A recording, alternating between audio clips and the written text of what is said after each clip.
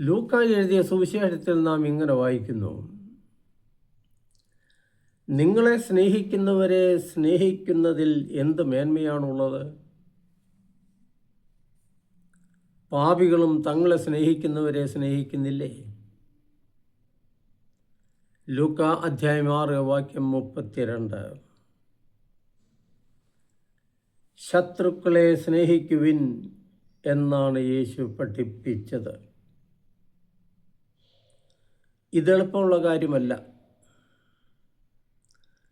ക്രിസ്തുവിനെ അനുഗമിക്കുക വെല്ലുവിളികൾ നിറഞ്ഞതാണ്. തന്നോട് തന്നെ ബലം പ്രയോഗിച്ചാലേ നമുക്ക് യേശുവിനെ പിൻചെല്ലാൻ സാധിക്കൂ.